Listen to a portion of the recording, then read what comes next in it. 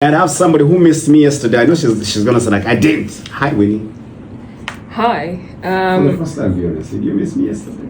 Absolutely not. I was having the time of my life. And you're going to mess it up. Shut the hell up. Okay, I'm telling you a story. City Girl said it's really nice when it's just ladies in here. And I said, but every day it's just ladies in here because someone is always here and they act like a woman.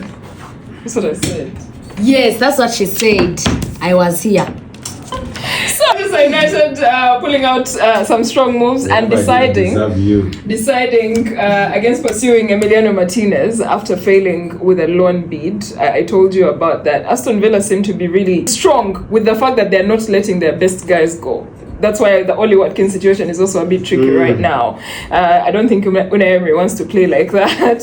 Speaking of Manchester United, Aaron Ramsdale is wanted by Newcastle, and apparently because they faced so much rejection, clearly, they wanted their first option for the goalkeeping option had been James Trafford, who decided to go back to Man City. You saw that confirmation. So now, according to reports, their interest in Southampton goalkeeper Aaron Ramsdale could yield some results because they've now reached an agreement between the two clubs over the goalkeeper. So the 27-year-old is set to come back to the Premier League next season. You'll see him. And now, why I'm talking about Manchester United and why they're involved in all of this, because Manchester United are also keen on Newcastle goalkeeper Nick Pope, because you know they want someone to be there with Andre Onana, create some sort of competition. You yourself were telling me that there is not competition at all for Andre Onana. Nick Pope has just 1 year left on his contract at Newcastle, and he's been suggested as an option for Manchester United. In case Newcastle brings in Aaron Ramsdale, then they would let Nick Pope go, and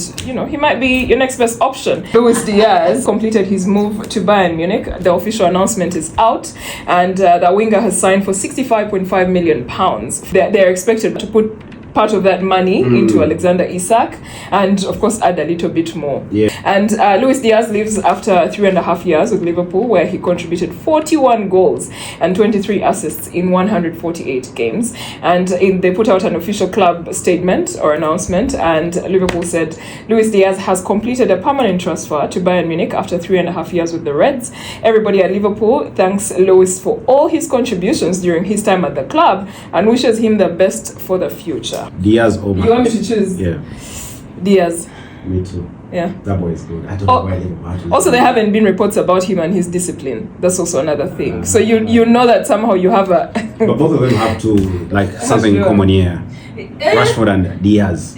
It's about the attitude. Yeah, but Diaz, I don't think it's too much of an attitude or an ego. There hasn't been many reports about his attitude. He's good, man. I don't know why Liverpool. Although also Rashford, maybe it's just someone can be a nice person and someone just annoys you, man, and you go off. So maybe that was the situation with him. We don't know. Real Madrid are finally allowing and saying we're open to selling Rodrigo. I don't know why they've taken this long to make a decision, but according to reports, Rodrigo could be on the move this summer because Xabi Alonso will not really. At first, he wouldn't let him leave, but now they're realizing maybe they don't have much need for him, and there's not an obvious destination for him right now. At first, people used to talk about Arsenal, but Arsenal would now need to sell a few players to come up with all of that money. There's a few other clubs that were being talked about. It was claimed that PSG were thinking about it, but it doesn't seem serious. So I don't think he would want to go to Spurs. Also, he's a winner. You need to keep that in mind. So I think for them going to a club where it's kind of a jug of like, shall we win anything this season? As a player, I feel like if he's to come to United, just kill 1 year. Work so hard. Get into Champions League next year. No, talk about that. But on the other end, he also calls his friend Casemiro, and Casemiro is like, bro, that's what I also thought when I was coming to United, and life happened.